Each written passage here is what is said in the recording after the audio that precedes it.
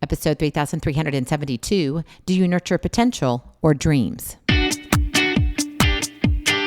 Moms, it's time to rediscover, rejuvenate, and renew who you are in mind, body, and spirit. Welcome to Create Your Now, Your Best Selfie, the show to help you do just that. Here's your host, certified life coach, personal trainer, and nutritionist, Christiane Wargo. Happy every day, it's Friday. Yay! Are you ready? Oh, come on. I know you're excited for the weekend. Have you looked at the weather? I think it's going to be really, really pretty out. But you know what? Before it gets too pretty, we got to have a confession day. Confessions of an upset mama. Do you nurture potential or dreams? For those of you who are brand new to Create Your Now, welcome to this incredible family. I'm so delighted of your presence. If you already haven't had the opportunity, you'll want to head on over to createyournow.com, where you can learn more and sign up for the Kisses newsletter. They keep it simple strategy, everyday solutions to live, love, and impact. Well, this episode is brought to you by AIM, Inspiring Connection and Community. Okay, I need to take a brief moment because it's Friday, and yes, we've got a lot going on, and I want to give you a quick highlight. I haven't highlighted a few things lately that's happening at Create Your Now, but we've got the website under construction right now. I actually talked to my team yesterday, and we're looking at expanding that. So we might be moving a little bit faster in some areas, but it might be changing also. I haven't decided on the scope of that, so more to come on that. However, we are going to be opening up AIM very soon, and also a way for you to communicate without having to be on social media. Is that not awesome? Yes, I am so excited about that. And don't forget our TV show. We have it on a weekly basis. It is going to be coming to Create Your Now. We're talking about putting it on YouTube, but more importantly, we can still have it, and it's on demand at pray.com. Go check out the app. There are a lot of people there. You can search for me or Create Your Now. Either way that works, and you will find it. You will find the videos. You'll find our podcast there, a great way to connect. And you can also join to follow, so you'll get all that information. So take a deep breath, because you know this is all about parenting. And I don't know about you, but as a parent, it's a lot of work. And it doesn't matter how great of a parent you are. You don't ever stop being a parent. Now, the role that you carry does change as they grow older, as they go through different stages of life. But man, raising a child, oh my goodness. And you know, as parents, it's natural to envision a bright future for your child, right? It's natural. You probably have that hope that they're going to excel in areas that you value, whether academically, athletically, or artistically. However, do you nurture their potential or their dreams? You know, in a world where societal pressure can influence parental decisions, it's essential to remember that a child's happiness and fulfillment should always come first. It's not about what you think your child should be doing. You know, if you have a new baby, it's like, oh, well, they should be talking by now. They should have their first word by now. They need to be crawling by now. There are milestones to meet at every stage, but those milestones are specific to your child. And so they are going to vary. They're not going to sit here, and that's why you can't give somebody a handbook on how to raise a child. It doesn't work that way. There's too many complications. But I want us to look at this nurturing the potential versus nurturing the dreams, because I do believe they go hand in hand. However, I think sometimes we're a little off.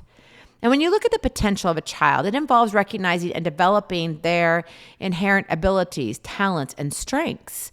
And this can include providing opportunities for growth, giving them the best education or skill development in areas where your child naturally excels.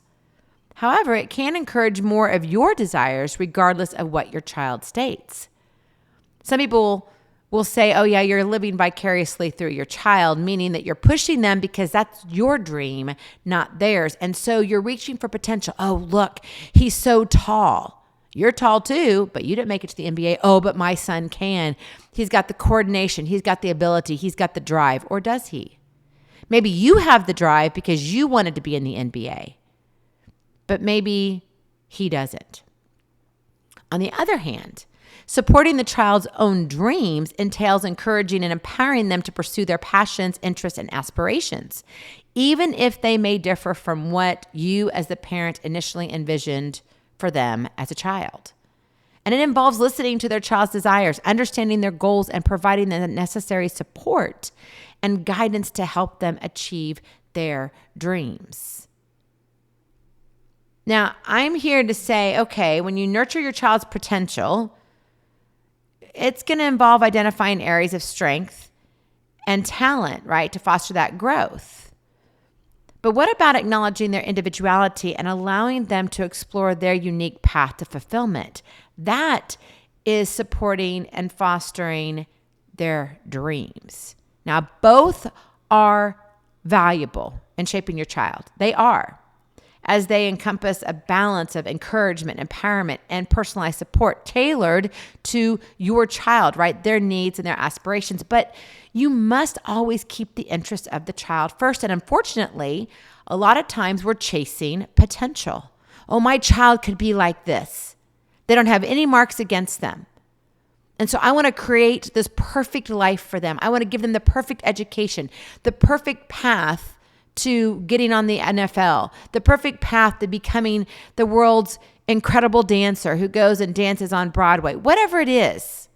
Maybe it's being a musician. Maybe it's being an artist. Maybe it's being the best doctor or the attorney. What is it in your family? What do you wish that maybe you wanted to do, but you weren't able to do because life happened? Do you find yourself pushing that upon your child, regardless of age? I mean, come on, look at kids now. Oh, look, you know it's out there, right? You look on Instagram Reels, you look on Facebook, and you see a child who's 2 years old with a club in their hand. Oh, my child's going to be the next Tiger Woods. That might be great initially. It seems like it's fun.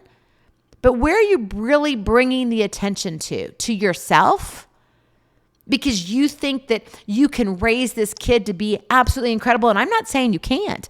I'm here to challenge you today to say, am I loving and encouraging and empowering based on potential or based on their dreams? Now, when they're little, it's easy to sit there and say, okay, we can try all this out. I know with my kiddos, I wanted them to try everything that they were interested in. But then, they had to make a choice because I had 5 kids.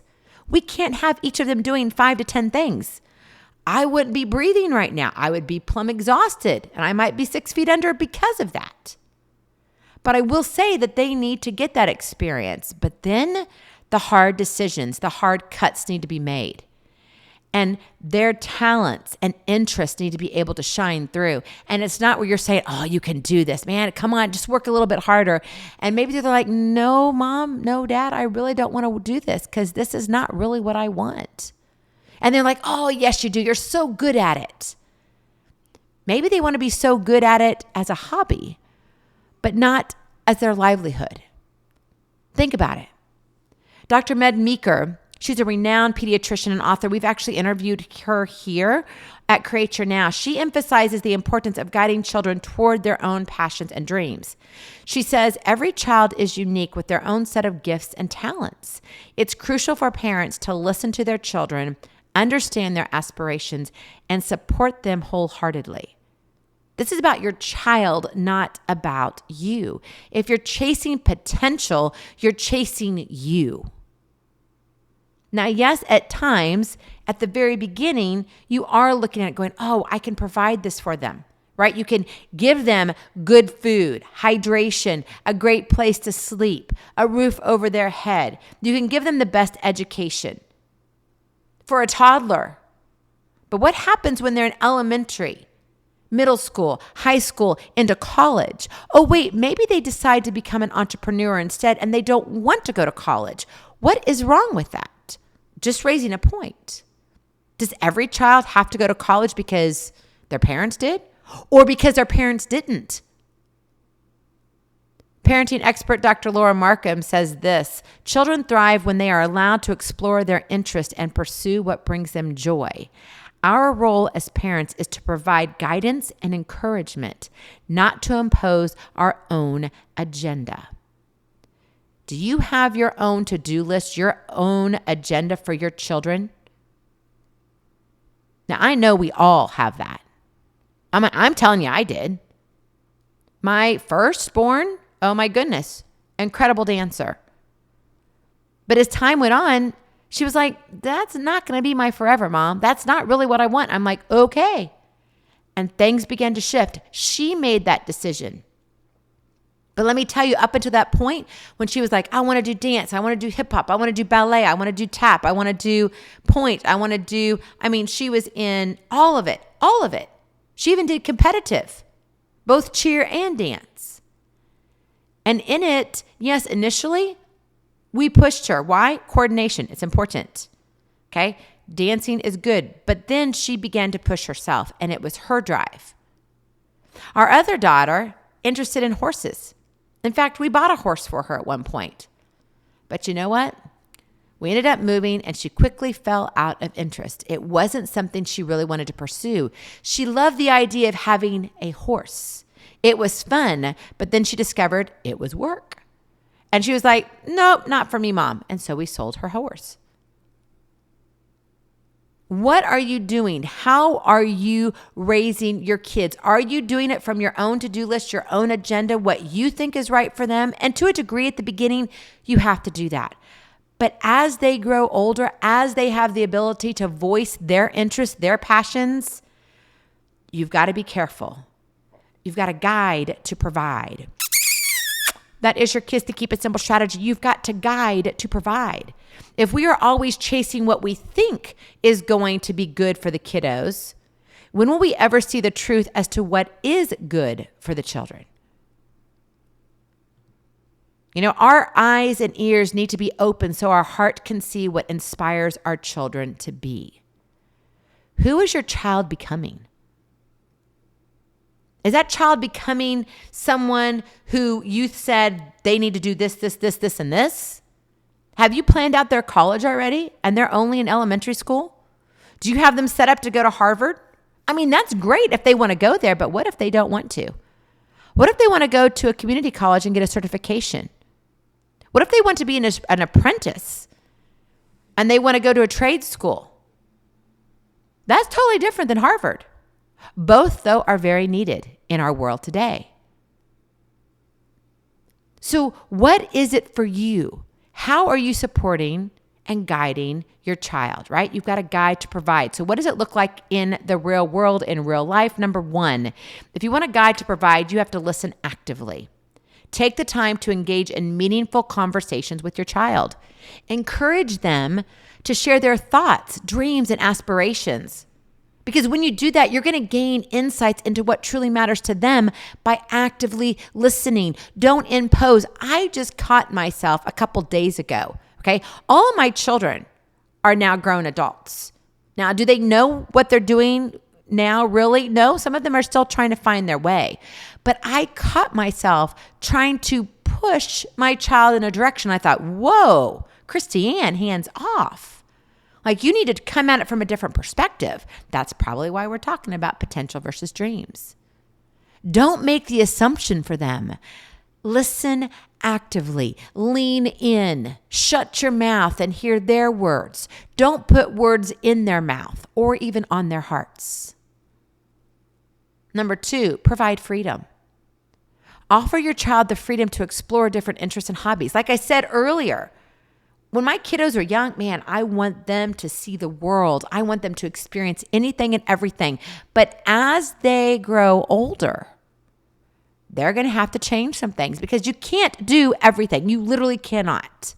Now, I guess if you're going to be single, not have any relationships in your life, maybe you can do everything. But even then, how can you be the president of the United States of America and still have a job and be an entrepreneur? And I know some people would say, well, I know a person. Maybe. But you can't do it all at once because something is lacking.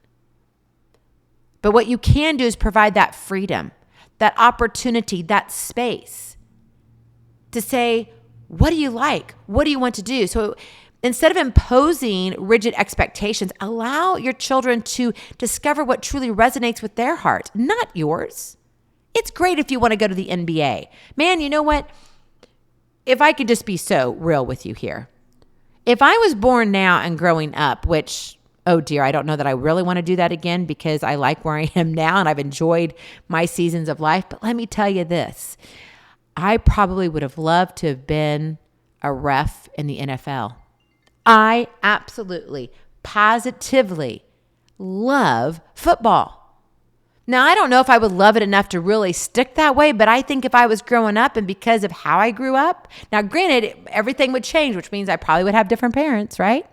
Because I'm changing where I was born and when I was born and what was happening. But let me tell you, that's a secret of mine. I would have loved that. So avoid imposing what you think they should do, your expectations, and allow them to experience what is really on their heart, what interests them. And finally, number 3, celebrate their unique qualities. Recognize your child's individuality. That is the biggest blessing ever when I look at my 5 children. They are so much alike and they are so different. And I love that. In fact, just a couple nights or so ago, I guess it was 3 nights ago, we had the opportunity. We have 3 children graduating this year. It's going to be a crazy May. That's all I got to say. And we went to a kind of a pre-graduation celebration for one of our kiddos, number 4 or 5, who is graduating with 3 degrees and then continuing on to get the master's degree in what our child's going for. I won't give you a lot of details. I do try to hold their privacy just a little bit for them, right? It is out of respect for my children. They can enjoy sharing what they want to share, but I don't, spread everything. But this is a proud mama moment and a proud daddy moment. Oh, most definitely. This amazing child of mine who is now an adult is getting recognized for such hard work over the lifetime. And I can't be more proud, right? But you see, we raised our children to go beyond the ceiling, okay? Meaning go for excellence, not perfection, but excellence. But we did not define what that ceiling was. We wanted them to go beyond what they thought they could do, because we knew they could do absolutely anything. But we had to recognize and celebrate each of them individually. Each of our children are so different, yet they're so alike, right? Because they're cut from the same mommy and daddy. So they're 50-50 us, which is really kind of scary when you think about it. But through raising them, we encourage them to embrace their strengths and passions, even if they differed from our own preferences. And let me tell you, they're doing it their own way. My friend, a parent's love and support should serve as a guiding light, illuminating the path for our children to follow their own dreams, not ours. And in a world where all these external pressures come at us, right? Social media, let me tell you, they are clouded. It is a big fog. They look at social media. You should be doing this. You need to do this. Well, if you really want to parent well, it's essential to prioritize your children's happiness and well-being. And when you embrace their uniqueness, you celebrate their passions, you provide this unwavering support, you get to empower them to soar toward their success on their own terms, not on yours. And life looks a lot different when they do that. Remember, the greatest gift you can give your child is the freedom to be themselves. Children are like budding flowers, and our role as parents is to nurture their unique beauty, not to force them into predetermined molds. They can be a rose, they can be a petunia, they can be a marigold, they can be an oak tree, they can be a cypress, an evergreen. Let them be who they are becoming. Support them. Don't push yourself on them, but encourage their path and their own journey as they take one step at a time, which will lead to their miles of greatness. Go in peace, be present, be incredible, be you. I love you so very much. I cannot wait to see you on the other side. Blessings, hugs, and lots of love. We'll talk to you real soon. Have a glorious, blessed weekend. Bye-bye. Feeling inspired, ready to train for life and love your journey? Visit createyournow.com for more incredible resources to help you along the way. We'll see you next time on Create Your Now, Your Best Selfie. And remember, always be sure you consult your physician before beginning any health and fitness plan.